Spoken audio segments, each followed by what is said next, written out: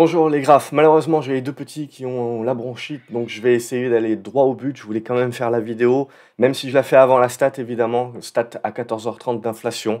Alors, évidemment tout le monde l'attend avec une certaine nervosité, d'autant plus que hier les chiffres du PIB américain ont été révisés à la baisse, donc un ralentissement, enfin un ralentissement si vous voulez, c'est encore de la croissance bien entendu, mais c'est une croissance qui est moindre par rapport à ce qui était prévu. Maintenant, attention, le second trimestre est quand même toujours prévu assez fort, avec plus de 2% de croissance du PIB. Et même Goldman Sachs va au-delà et ils prévoient, eux, 2,5. Donc ils prévoient que sur l'année 2024, si vous voulez, le ralentissement va perdurer, mais il va y avoir un rebond de la croissance au deuxième trimestre. Donc vous comprenez bien, c'est ce que j'avais expliqué ces dernières vidéos, qu'on est au milieu du gué, si vous voulez, entre les deux narratifs. Et là, ce que l'on a, c'est le narratif quelque part du «Oh mon Dieu, l'inflation reste quand même élevée», où on n'arrive plus à désinflater autant que ce qu'on arrivait à désinflater, donc on commence à stagner si vous voulez, le gros de la désinflation a été fait, donc c'est normal qu'on stagne un petit peu, qu'on fasse des petits rebonds. On le voit en Europe notamment avec les stats qui sont sortis en France et en Allemagne, l'inflation fait de la résistance, et pour autant l'économie, si vous voulez, continue un petit peu de grincer des dents, ce qui relance le débat de oui les banques centrales vont baisser les taux, elles vont pas les baisser tant que ça, et elles vont pas les baisser si vite que cela non plus. Donc, comme je vous l'ai dit, c'est pas réellement ça, moi, qui m'importe, parce que pour moi, je l'ai déjà acté. Le marché, c'est peut-être une autre paire de manches.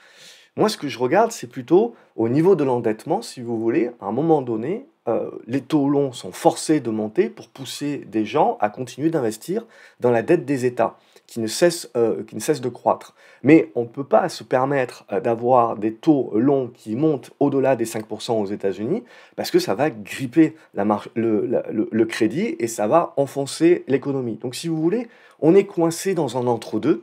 Et c'était typiquement, il y a déjà une bonne année, ce qu'on se disait, c'est que les banques centrales se coincent parce qu'elles ne peuvent pas baisser les taux trop fortement non plus, si vous voulez, parce que ça relancerait trop fortement l'économie et donc trop fortement également l'inflation. Et l'économie, quand je dis relancerait l'économie, on resterait dans un truc mou, euh, mais ça vous relancerait l'inflation. Donc ça, on va pas trop apprécier.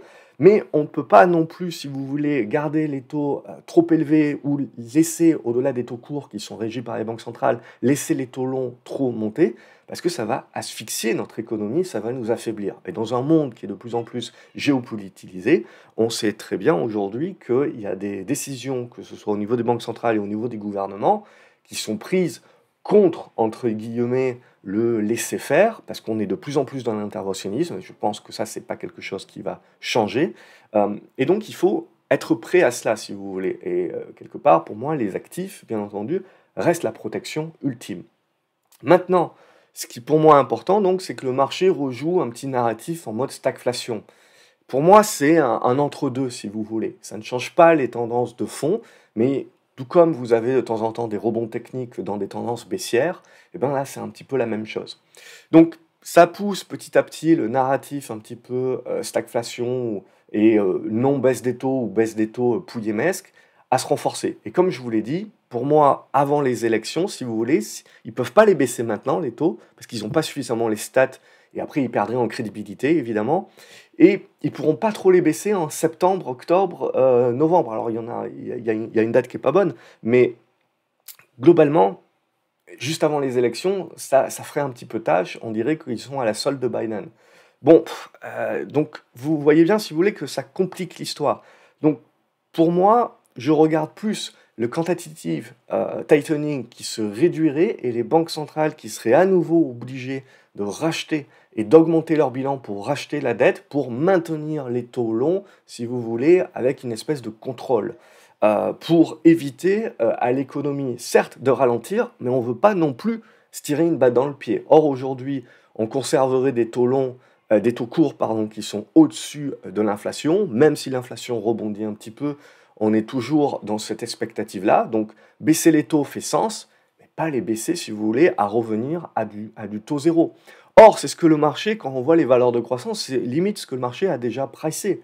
Donc pour moi, ce que je vous disais déjà la semaine dernière, c'est de dire, oui, les valeurs de croissance, c'est l'avenir, la tech, l'IA, ce que vous voulez, c'est l'avenir, et probablement, on va avoir des choses fabuleuses dans les années à venir là-dessus.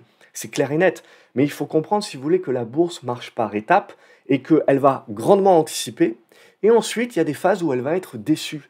Et où il y a des phases où elle va se dire, mes valeurs de croissance, avant qu'elles aient la croissance de l'IA, le truc, le machin, le retour sur investissement, eh ben, je vais avoir une période donnée, pendant X mois ou X années, où je vais me retrouver finalement avec des valeurs qui n'ont plus des croissances. Et regardez un petit peu toutes les bennes que sont en train de se prendre les Salesforce, les databases, le cloud, etc., du Capgemini. Donc on est quand même sur des grosses caps, on est quand même sur des grosses valeurs, et elles arrivent à perdre en 3 à 4 jours, si vous voulez, ce qu'elles ont fait, ce qu'elles ont gagné depuis 6 mois. Donc, n'omettez jamais, je vous avais dit, le danger, c'est la volatilité qui va arriver. Le danger, c'est de croire que ces grosses capes, etc., ne peuvent pas subir de la volatilité comme une petite cape.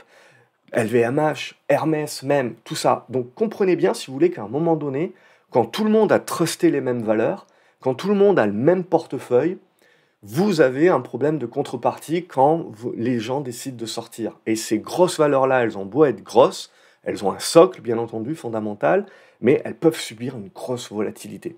Donc, n'oubliez pas que, voilà, à partir du moment où on commence à voir que la croissance commence à s'aplatir, à stagner, eh ben, ça fait peur. Ça fait peur sur ces valeurs-là qui se font démonter. Parce qu'en parallèle de ça, leurs capex, donc leurs coûts, sont en train de drastiquement augmenter. Et il y a un moment donné, si vous voulez, le marché joue la correction parce qu'il se dit j'ai moins de croissance, j'ai plus de dépenses, il faut que je revalorise tout ça. Mes taux ne vont pas baisser tant que ça, donc je ne peux pas valoriser les profits futurs non plus à des valorisations astronomiques. Bref, je suis obligé de revaloriser.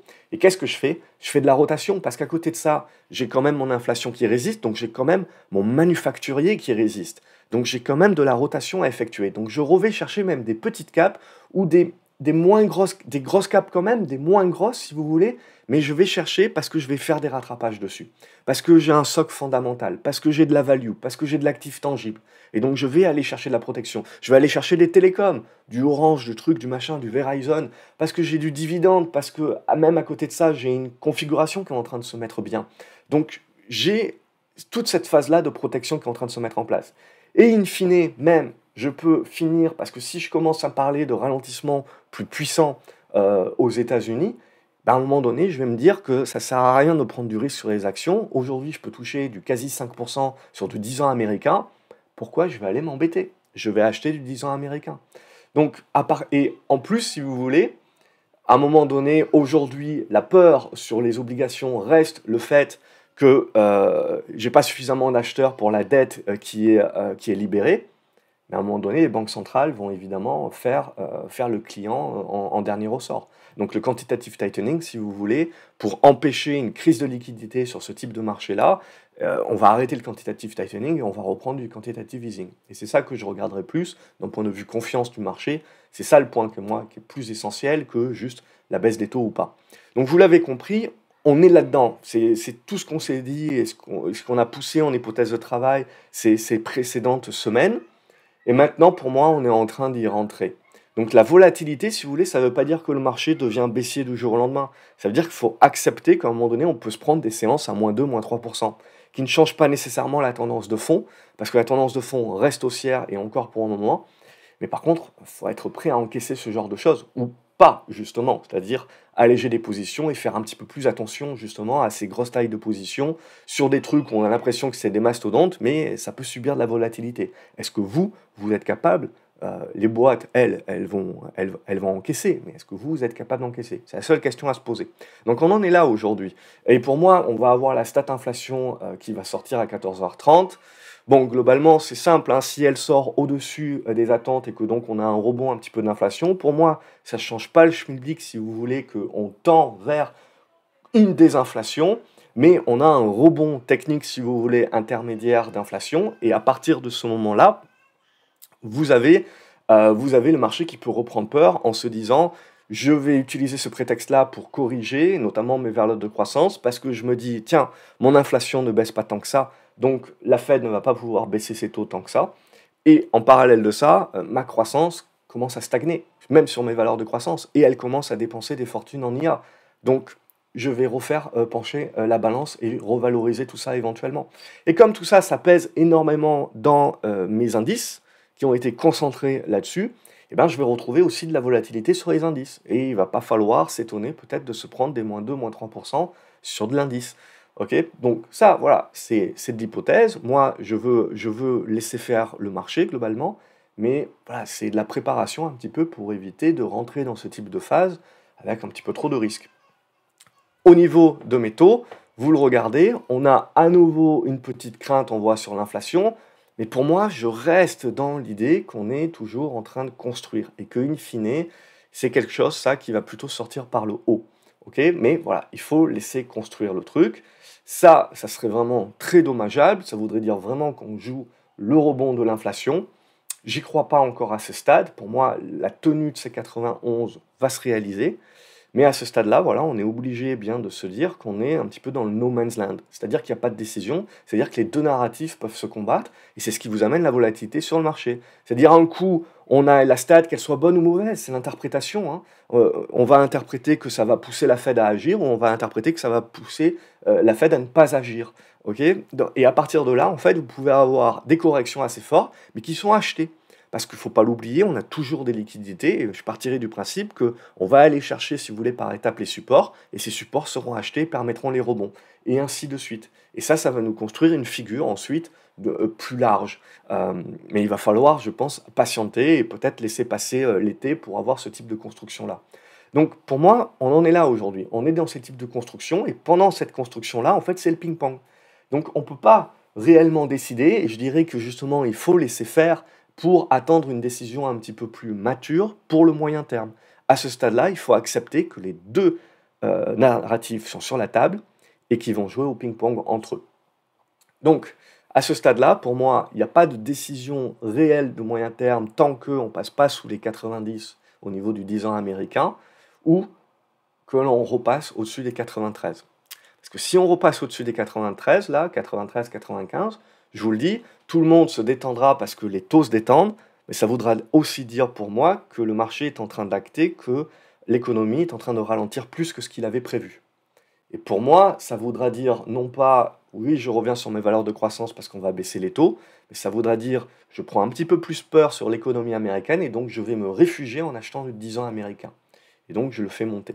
Parce que n'oubliez pas également que le 10 ans américain, à partir du moment, si vous voulez, où plus grand monde veut en acheter parce que il faudrait que les taux longs continuent de monter, etc., c'est la Banque centrale américaine qui devient le premier détenteur. Et donc qui réduit également la liquidité de ce marché-là. Et donc n'oubliez pas que tout ce que nous, on se dit, c'est que le marché obligataire nous donne des directions moyen terme pour la macro et pour les actions, mais on peut aller beaucoup plus loin et se dire, si le quantitative easing revient et que la Banque centrale américaine se met à nouveau à acheter et à être finalement le seul acheteur, eh ben, est-ce que je peux vraiment faire confiance à mon marché obligataire puisque je n'ai plus justement la même philosophie et les mêmes experts qui vont me donner une indication de par leur psychologie, de par le graphique sur ce qu'ils prévoient pour la suite, mais en fait je suis totalement biaisé parce que j'ai un petit flottant et finalement un gros acheteur qui est la banque. Même chose pour l'or, si vous voulez. À un moment donné, est-ce que j'ai encore une logique aujourd'hui macroéconomique pour expliquer pourquoi l'or monte? Oui, j'en ai une, mais j'ai aussi des banques centrales qui peuvent décider d'acheter des gros blocs et de vendre des gros blocs. Et ça peut venir, d'un point de vue court terme, m'amener du bruit. Bah, pour moi, l'obligataire, c'est exactement la même chose. Il faut faire plus attention, si vous voulez, sur les variations de court terme, euh, parce qu'on a le bruit du fait que les gros clients, ça va redevenir les banques centrales. Donc j'ai du mal, si vous voulez, à avoir une vraie retranscription de la psychologie des foules avec tous les acteurs à l'intérieur, si vous voulez, qui sont, entre guillemets, équipondérés. Là, on biaise un petit peu le schmilblick. De la même manière que quand vous avez des indices qui sont surpondérés sur 5 valeurs, vous biaisez un petit peu l'analyse que vous pouvez faire sur cet indice-là et les conclusions que vous pouvez prendre. Aujourd'hui, ça a été pour moi très fort, on va le voir dans le reste de la vidéo, mais ça a été pour moi très fort, cette idée justement de voir que il suffit que vous ayez ces 4-5 grosses caps qui corrigent, votre indice corrige, vous avez l'impression du coup que c'est pas terrible, mais si vous regardez tout le reste, on a des petites caps, pas forcément en bonne santé économique en plus, mais qui performent très bien. Et des moins grosses caps aussi qui performent très bien.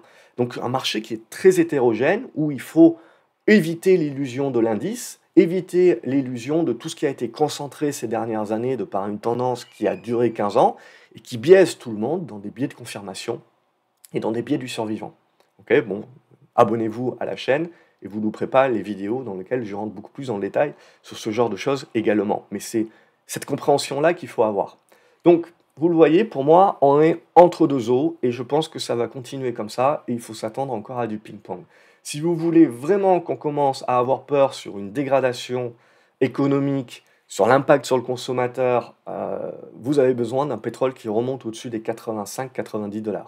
Et là, je vous le donne en mille, oui, on commencera à être beaucoup plus tendu sur ces aspects-là. Pour l'instant, c'est quelque chose de très neutre encore, et même de légèrement baissier, avec potentiellement une volonté d'aller sur les 76. Alors c'est intéressant, parce que le pétrole, si le pétrole baisse, évidemment tout le monde va vous expliquer que c'est parce qu'on a peur qu'il y ait moins de demandes, ok, il y a moins de conflits, ou potentiellement, on ne sait pas, mais on va se dire, il va y avoir moins de demandes, l'économie ralentit, donc le pétrole baisse. Ok, mais en fait, pour moi, ce qui serait plus dangereux, c'est que le pétrole monte. Hors conflit, évidemment. Mais si vous avez le pétrole qui vous fait un truc comme ça, dans la première idée, si vous voulez, c'est de vous dire, il y a de la demande, il y a des conflits, etc. Donc l'économie reste résiliente. Mais ça vous fait remonter l'inflation. Donc ça vous réduit le pouvoir d'achat de vos acheteurs. Donc finalement, vous payez la note plus tard, justement sur le ralentissement de votre économie. Donc attention, pour moi, le pétrole, si vous voulez, c'est moins grave finalement qu'il baisse que le fait qu'il monte, au-delà notamment des 90-100 $. Ça, je le verrai d'un bien plus mauvais œil que, ma foi, s'il continue de larver dans un truc entre les 77 et les 80 $. Après, il faut se dire, ce qu'il faut se dire, c'est qu'à un moment donné, si vous voulez, il faut regarder de là où on vient, et qu'on utilise tous les prétextes que l'on veut, c'est sain, il faut prendre des profits, il y a de la consolidation et de la correction qui doit arriver. Au niveau du CAC et Mid Small, on est revenu sur une résistance, vous voyez, aux alentours des 15 000 points. C'est normal qu'on bute un petit peu dessus et qu'on construise là-dessus. Donc, c'est normal, si vous voulez, qu'on fasse quelques petites corrections et qu'on fasse nos congestions maintenant. Le CAC 40, il avait bloqué sur les 8250 points. Il est venu casser, on avait parlé de cette faiblesse, sous les 8000 points, 8100, et on est revenu tester cette zone des 7900 points. On fait du rebond aujourd'hui qui revient travailler une oblique anciennement support-résistance. Alors, on peut la tracer peut-être un petit peu mieux que ça. Il y aura la stat cet après-midi. Malheureusement, je dois faire la vidéo maintenant si je veux la faire tout court. Donc, j'ai pas la stat. Évidemment, ça peut venir chambouler un petit peu les choses. Mais même si la stat est interprétée comme bonne, hein, ce qui serait finalement toujours le même schmilblick, c'est-à-dire le narratif 1, qui est de dire mon inflation finalement baisse plus doucement que prévu, mais baisse quand même, ou en tout cas se réduit. En tout cas, j'ai pas peur qu'elle remonte ad vitam aeternam. Et mon économie baisse. Donc finalement, ma Fed est en train de gagner son pari, donc elle va me baisser les taux. Ça, c'est mon narratif 1. Donc ça peut motiver à remonter la pente. Mais pour moi, ce narratif 1, si vous voulez, même si on remet 5 balles dans le jukebox, on commence sérieusement à l'avoir usé. Donc je pars du principe que même si on achète la stat cet après-midi, il faut considérer qu'on reste dans du rebond. Et en fait, on est en train de construire un gros range. Ce que je vous ai dit, on est en train de jongler entre les deux scénarios. Et ça se témoigne, ça, sur le graphique, par la construction de range sur les indices. Et même, je veux dire, si on la vend et qu'on décide de revenir sur ce niveau-là, n'oubliez pas, pour moi, à moyen terme, ce niveau-là, des 7750 et des brouettes, ça reste quand même un gros niveau où j'ai envie de voir cette oblique si elle sert de support dorénavant. Donc, ne pas mettre la charrue avant les bœufs, il faut faire attention évidemment d'être trop exposé au marché actuellement, hein, on est sur des points hauts, etc. C'est du zigzag, donc c'est un marché plus de traders. On fait attention aux plus grosses caps évidemment qui nous ont donné la performance cette dernière année. On voit qu'il y a de la rotation qui continue de se faire. Et autant ces 6 derniers mois, il y a eu de la rotation, mais l'ensemble du marché monté. Autant maintenant, on a surtout de la rotation sur un certain nombre de dossiers qui sont subventionnés, etc. Et sur le reste, ça commence sérieusement à patiner. Donc, l'idée, c'est que pour moi, on va continuer de faire notre zigzag pour construire la figure qui va nous intéresser à moyen terme. Donc, inutile, si vous voulez, de mettre la charrue avant les bœufs ou de jeter le bébé avec l'eau du bain. On est dans quelque chose de naturel aujourd'hui qui est en train de construire. On ne peut pas parler de tendance baissière, on peut juste parler de neutralisation de la tendance haussière à ce stade-là. On a besoin d'un peu plus d'indications. Et pour moi, le point central, ça reste l'euro-dollar, où, vous le voyez, tant que j'ai pas un truc comme ça, je ne crois pas que le marché remet la récession sur le devant de la porte. ok? Donc je reste sur mon scénario, si vous voulez, où mon inflation peut rebondir et rester plus élevée que ce que j'ai prévu ces dernières années. Mes taux, si vous voulez, plus élevés que ce que j'ai prévu ces dernières années. Et du coup, je joue finalement une baisse de dollar qui va aider les Américains, mais je joue donc une rotation non seulement sectorielle, mais une rotation géographique. Un petit peu plus de flux qui reviennent chercher un socle fondamental sur des valeurs value en Europe, également sur les émergents. Pourquoi pas la Chine, si la Chine arrive à faire repartir un petit peu son économie ces prochains mois, mais quelque chose d'un petit peu plus manufacturier. Ok. Donc ça, j'ai besoin encore de l'indication. Là, j'ai une bonne congestion et j'ai besoin maintenant du break. Maintenant, attention, si vous avez un portefeuille pur dollar où vous n'avez pas justement le portefeuille en pur dollar et vous avez les variations, si on a des variations un peu plus fortes sur l'euro, vous pouvez avoir la double sanction, si vous voulez, c'est voir vos valeurs de croissance corrigées et en plus perdre sur la parité. Le Nasdaq, justement, on va se faire un petit coup de Nasdaq. Le Nasdaq, pour moi, on est dans cette idée-là où on attaque une consolidation. On va revenir chercher, je pense, on verra, avec la stat, vous pouvez avoir le rebond, mais je pense qu'on y reviendra dans tous les cas, si vous voulez. Que la stat soit interprétée bonne ou moins bonne, ça peut permettre de faire du rebond technique, mais ça ne change pas le schmilblick. Pour moi, on est en train de revenir construire aux alentours de cette zone des 18 300 points à 8 200 points. C'est la zone de support, si vous voulez, qui est une consolidation saine par rapport et un retracement sain par rapport à la hausse que nous avons connue depuis mi-avril, qui nous a fait quand même gagner quasiment 2000 points en ligne droite. C'est normal, je pense, et c'est sain qu'on redonne un petit peu. Peu importe ce que la stat va bouger, ce qui sera plus important, c'est de voir ce qui va se passer la semaine prochaine. Ok, donc pour moi, voilà, 18 200, 18 300, c'est la zone où je veux voir le test et je veux voir comment les acheteurs réagissent. Et je pense de toute manière qu'on sera dans un truc zigzagueux et plutôt mou encore à ce stade-là. Ok, donc ça serait mon idée. Le gold, il est en train de construire sa figure également. Il faut le laisser faire. L'argent, c'est la même idée. Je reste toujours plus pro-argent que pro-or, à titre personnel, pro-platine également. Mais voilà, on a toujours cette construction qui est en train de se faire là. C'est toujours très propre. On peut aller chercher peut-être un petit peu plus haut vers la zone des 33 $. Mais grosso modo, là aussi, c'est haussier, point barre. Et au mieux, on neutralise des tendances haussières de par de la construction. Mais vous voyez, ces constructions se font sur le haut des figures. On n'a pas des retracements énormes non plus. Pour moi, ça veut dire que la tendance de fond reste quand même très fortement haussière. Et n'omettons pas le point central également, cet aspect un petit peu de rotation, c'est les petites capes. Et vous voyez les petites capes, on va retrouver pareil du retracement actuellement avec du zigzag. Et là, ce qu'il faut observer ces prochaines semaines, vous voyez, c'est la congestion ici. Je ne veux pas trop faire ça non plus, ça serait très moche. Mais ici, voilà, je peux faire du truc, je peux rester dans ma figure, et quand je vais revenir au contact ici, il faudra devenir surpondération sur les petites capes. Alors les petites capes et petites capes, hein, les petites capes aux États-Unis et en Europe, on considère que c'est quand même des capes qui sont au-delà du milliard. Ok, donc je ne parle pas non plus des micro-caps, où vous avez quelques millions, quelques dizaines de millions, etc. On ne parle pas des mêmes choses ici. Hein. Donc pour moi, voilà, ça reste toujours un point central. Donc on en est là, vous l'avez compris, on est vraiment entre deux eaux. Et pour moi, on est dans ces constructions qui vont nous permettre de savoir qu'est-ce qu'on va faire pour la suite à plus moyen terme. Donc on en est là aujourd'hui. Comme d'habitude, j'espère que la vidéo est la plus claire possible. N'oubliez pas de vous abonner à la chaîne. Et puis voilà, je vous souhaite un excellent week-end et on passe à la deuxième vidéo sur les actions. Je vais en passer très rapidement sur les secteurs qui sont assez importants. On va pas faire toute la liste, mais je vais passer un certain nombre de choses tant que j'ai le temps et que ça gueule pas trop dans mes oreilles. Excellent week-end à vous les graphes et à lundi sur graphcobourse.fr pour de nouvelles chroniques. N'oubliez pas en description de vous abonner et comme ça vous recevez également mon portefeuille et mes pensées au jour le jour par email. Salut!